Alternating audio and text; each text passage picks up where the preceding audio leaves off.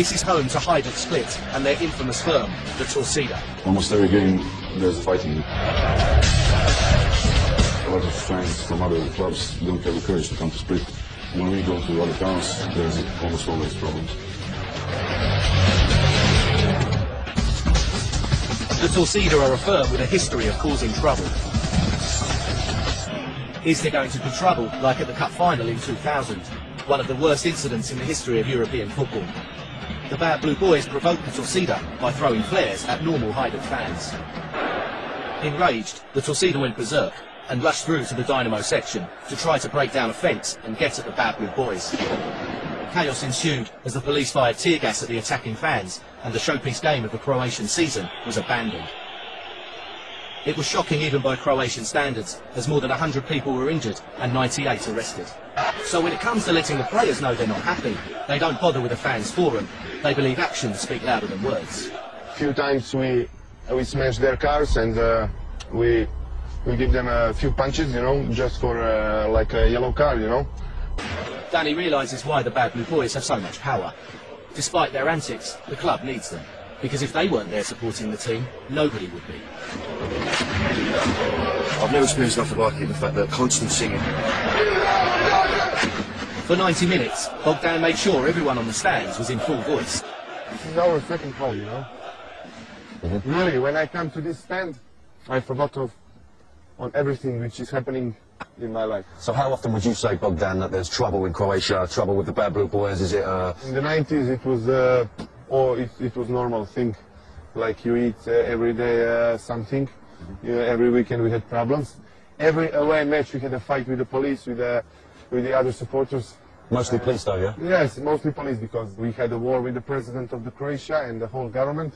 We were enemy number one and the whole police were chasing us. So this is Croatia today, the Bad Blue Boys and the Torcida. Football firms fighting each other and the police vying to be the #1 firm in the country. But the animosity here is nothing compared with the hatred that is felt for their neighbours in Serbia, because that is about more than just football.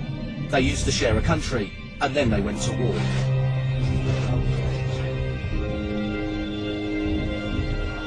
And it was the firms who went to the front line. I cannot tell you with the words what do I feel against them. They are our biggest enemies. Danny's in Zagreb, Croatia, in a football ground which, although it may not look like much, witnessed an event in the history of football as significant as anything Wembley, the Nou Camp or the Maracanã has ever seen.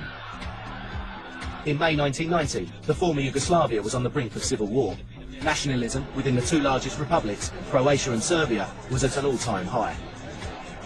As this political powder keg was about to explode, one of the biggest club matches of the Yugoslav football season took place between Dinamo Zagreb and Red Star Belgrade. Hooliganism generally had been rising through the late 70s and 80s, as it had across Europe. But in Yugoslavia it had nationalist elements. Red Star were very much Serb nationalists. Dinamo Zagreb were the hardcore of the Croatian nationalists. The Red Star fans went up there with acid to burn down security fences. Both sides had stockpiled rocks in the stadium beforehand so they could use them as weapons. It was prearranged. Everybody knew it was going to go off. And the violence exploded in a major way as the Croats and the Serbs fought out a ferocious battle and an explosion of pent-up nationalism and hatred. This was not Dinamo versus Red Star, the Bad Blue Boys v the Bel-Air. This was Croatia versus Serbia. During the game, the Red Star fans started tearing up the seats in this end.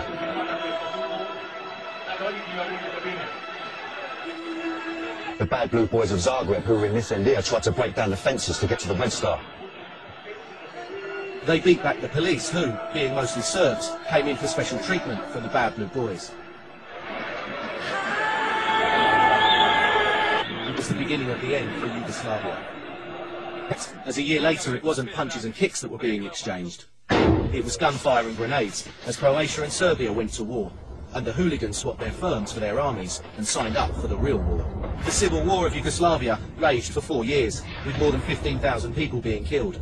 By the end of the conflict, Croatia and Serbia were two separate countries. It was one of the most incredible stories Danny's ever heard. Football hooliganism as a political event. One of the biggest moments in the history of two nations. The start of a war which is still fresh in the mind.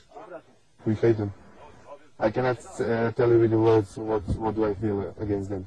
You have in England firms and clubs who hate each other, but I really don't think so that you have a such example. Danny is off to Serbia. So I've been to Celtic Rangers. I've heard about Liverpool, Man United. You know, I know about the West Ham Millwall rivalries, you know, but that's nothing compared to this. Heading to the capital of Belgrade. He's heard some mind-blowing stuff so far, and that's only half of the story. What, he wonders, will be waiting for him there. Everywhere we go, we fight with something. It's for someone. I like when they beat each other. I like when they beat police. I think that's life. That's football. It's the same feeling like a sex with two girls. In Belgrade, no rules. It's no rules.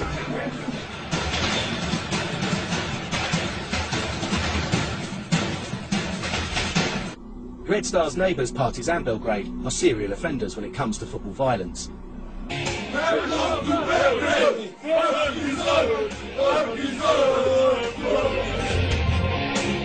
The Grabari, or gravediggers of Partizan Belgrade, are more than happy to welcome us and show us what they're like. We don't search for results. We have our game. That's most important than the football. Most important for us is Partizan. For us, football is life. We are fighting for the name Partizan and Grover. At this ground in 1999, a shipping flare was fired from the Grabari end into the Delier, killing Red Star fan Alexander Radovic.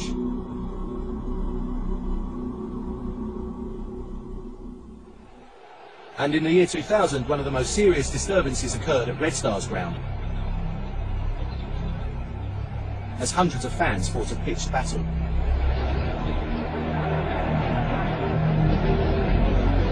In this riot, the Grabari attacked one of their own directors, hospitalising him, whilst the Delier attacked the Partizan coach, slashing his face with a knife. Tell me a bit about, obviously, your relationship with Red Star. Every time when we see them, there is a fight. It is no need to be a football match, basketball match, or any other match against these two clubs. How do you feel about the clubs from Croatia? I don't know, they miss that. We miss them, especially our friend Žarko. So what would happen if the Croat and Serb football teams started playing one another again? We hate so much these bastards that I think that it will be plenty of bad people.